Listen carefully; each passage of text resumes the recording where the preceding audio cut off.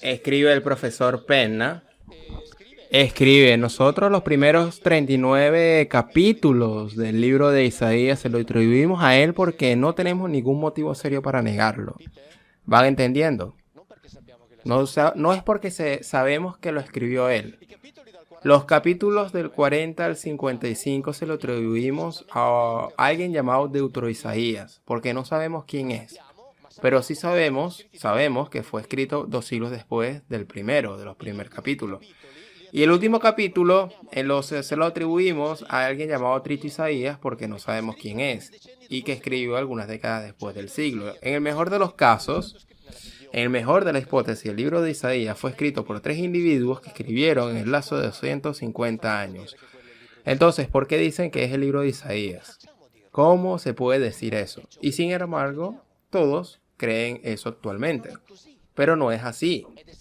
Y eso que está escrito en la Enciclopedia Católica.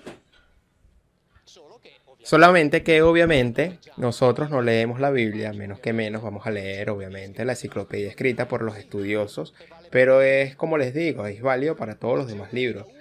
No hay ni siquiera una línea a la que podemos decir con certeza, sabemos que lo escribió ese. Y no solamente el Antiguo Testamento, también lo podemos hacer en el Nuevo Testamento. Es decir, no piensen que los evangelios Marcos, Lucas y Juan fueron escritos por Mateo, Marcos, Lucas y Juan. Nadie sabe quién lo escribió.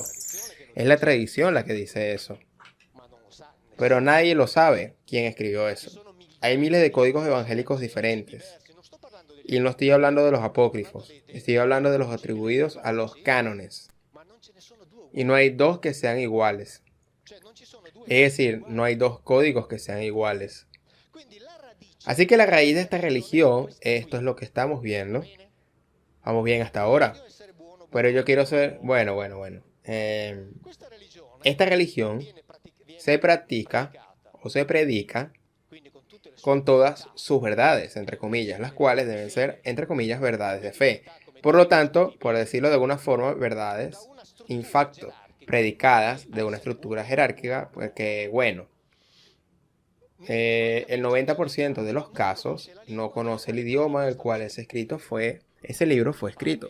El Papa, los cardenales, obispos, teólogos, los catequistas, los sacerdotes, los párrafos, no saben el idioma en el cual está escrito ese libro, por lo que le predican basándose en traducciones.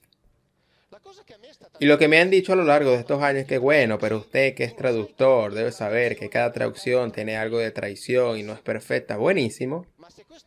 Pero si es esto verdad, no se aplica solamente para mí, ¿vale? También para ustedes. Y si cada traducción es una traición, usted está predicando una religión sobre la base de traiciones. Porque usted no sabe el idioma en el que ese libro está escrito. Y esa es otra cosa indiscutible. Y habrá algunos que dirán, pero también hay una Biblia escrita en griego. Es verdad, la Septuaginta, que fue escrita en Egipto en el siglo III después de Cristo. Y saben lo que dicen los judíos de esa Biblia, que es una desgracia para la humanidad. Y esa Biblia es sobre lo que se basa la religión greco-ortodoxa. Así que los cristianos greco-ortodoxos basan su creencia en una Biblia que para los judíos es una desgracia para la humanidad. No están de acuerdo en nada. Los católicos, tienen una cierta cantidad de libros antiguos testamentarios, un poco más de 40, que son los considerados verdaderos. Los judíos tienen la mitad, los que consideran verdaderos, la Torá. Los protestantes coinciden con los judíos, es decir, en desacuerdo con los católicos. Si agarramos la Biblia de los samaritanos, en vez de tener más o menos una veintena de libros verdaderos, ellos consideran verdaderos solamente 6. Y los samaritanos dicen, nosotros somos los custodios de la Torá. Si analizamos el cristianismo copto, ellos consideran verdaderos más o menos los mismos que se consideran verdaderos de los judíos, más otros libros que no son verdaderos ni para los judíos ni para los cristianos de Roma. Cada uno se hizo su propia Biblia. Y no hay nadie en el mundo que pueda decir, esta Biblia es la verdadera. Cada uno cree lo que quiere. Y todos les dicen, vos tuviste la suerte de haber nacido en el lugar indicado. Es decir, vos tuviste la suerte de nacer en el lugar donde tenemos la Biblia verdadera. Eso es lo que dicen todos. Asimismo. Y nosotros creemos verdaderos esos libros de ahí, porque aquí nacimos. Si hubiéramos nacido, por ejemplo, en Cuerno de África, hubiéramos escuchado decir que el libro verdadero es el etíope de Enoch, es verdadero, pero como nacimos acá, decimos que es falso el libro de Enoch. Si hubiéramos nacido en Israel, nos habrán dicho que los libros verdaderos son solamente un cierto número. Si hubiéramos nacido un poquito más al norte de Judea, es decir, en Samaria, nos hubiéramos enseñado nada más 6 libros verdaderos. Y entonces, esto es la base. Y repito, quienes los predican, el 90% de los casos no sabe el idioma de lo que está escrito. Y por lo tanto la predica basándose en traducciones, y las traducciones están en constante mutación. En cambio, fueron cambiados a través de los siglos, están cambiando ahora y les puedo garantizar que seguirán cambiando para el futuro. Esta noche veremos unas cosas de las cuales haré explícito, mostraré palabras que desaparecerán de la Biblia. En el año 2020 más o menos son palabras importantísimas y eso después lo vamos a ver. Es decir, no sabemos nada del texto, es un texto sin fuente, es predicado por gente que sabe un idioma porque no sabe cuál fue escrito, 1.000.000.200.000, 1.000.000.200.000, 1.300.000 cristianos, aunque acá quiero ser bueno, 1.000.000.100.000 creen ciegamente que lo que está escrito en el libro que jamás leyeron es verdad o no es verdad. Ahora bien, si en vez de hablar del cristianismo, que es lo que es una potencia mundial o la potencia mundial, estuviéramos hablando de una secta de 200 personas en la que hay un gurú que predica sobre la base de un texto del cual no se sabe nada y que tienen debajo de él una decena de colaboradores que no conocen el idioma en el que está escrito ese texto, pero que predican ese texto, y después de unos 160 o 130 discípulos que creen ciegamente en lo que ellos dicen, sin haber leído ese texto, ¿qué pensaríamos nosotros? Que habría que detenerlos, ¿no? Porque es lo que es el cristianismo. Solo se necesita tener el coraje para decirlo. Y acá no tiene nada que ver con las traducciones las vemos después, pero no tiene nada que ver con las traducciones. Esta es la situación. ¿Es verdad o no es verdad que esta es la situación? ¿Cuántos de ustedes leyeron el Antiguo Testamento a pesar de haber creído o crecido en un entorno cristiano? Usted, 1, 2, todos. Bueno. ¿Vieron cuántos levantaron la mano? Poquitos.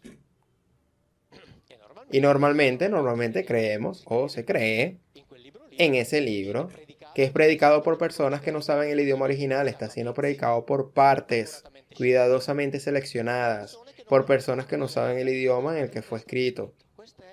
Ese es el hecho concreto. De acá en adelante después se puede hacer todos los razonamientos posibles e inimaginables que se desee. Pero este es el punto de partida. Ahora bien, esta es la razón por la que digo que el Papa tiene mucha suerte.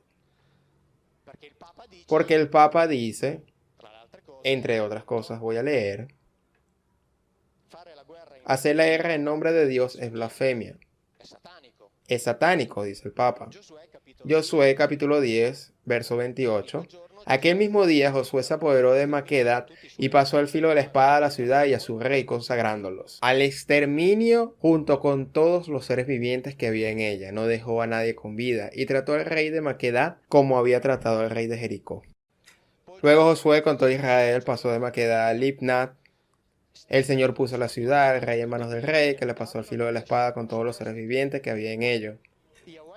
Y así Josué conquistó toda la región, la montaña, con todos sus reyes. No dejó a nadie con vida, sino que consagró el exterminio a todos los seres vivientes, como el Señor, Dios de Israel, le había ordenado. Josué 10:40. Ahora bien, si hacer una guerra en nombre de Dios es satánico, este es un libro satánico. Dejémonos de joder. Porque los mismos que dicen que ir a la guerra en nombre de Dios es satánico, dicen que está acá el Dios Padre. Así que este libro, Dios Padre, este es un libro satánico. No estamos hablando de filología o exégesis. Estamos haciendo un razonamiento que puede hacer cualquiera. Todos. Sin ninguna complicación. Porque todos tenemos la misma inteligencia. Cuando la lean, cosas por el estilo, las van a encontrar estas cosas continuamente porque la Biblia habla de esto. Nosotros tenemos que exterminar a aquellos de allá porque tenemos que meternos allá donde están. Puntos. Eso es todo lo que hay que saber. No hay otro significado. Y cuando les digo, si les da la gana de leerla y si se la lee sin filtros, los salmos verán cantos de guerra. Cantos en los cuales un pueblo, una familia se alaba a sí mismo, a su comandante y le declara la guerra a los otros. Y cuando los salmos se habla de salvación, se habla de la salvación, pero de esa familia con respecto a sus enemigos. Después de todo fue tomado por la teología y fue transfigurado y traspolado y transmitido a un mundo metafísico. Teología que se elaboró y se inventó. Pero en la Biblia ese mundo de fantasía no existe, porque no existe el mundo espiritual. Cuando digo que no existe, esto es algo que repito muchas veces. Yo no digo que Dios no existe. No digo que el mundo espiritual no existe. Porque del mundo espiritual no sé nada. Yo de Dios no sé de nada. Por lo tanto, no hablo de eso. No me pregunten si Dios existe o no existe, porque yo no lo sé. No me pregunten cuál es la verdad, porque yo no sé cuál es la verdad. Yo no lo sé ni siquiera para mí, así que imagínense. Le tengo que enseñar a otro, por favor. Yo lo que digo solamente es que este libro no habla de las cosas que dicen en sus religiones. Como no hablan todos los otros libros de la antigüedad, esto desafortunadamente cayó en manos de los teólogos. Los teólogos deben ocuparse de la teología. De hecho, cada tanto, en Cerdeña, Liguria, un teólogo enojón,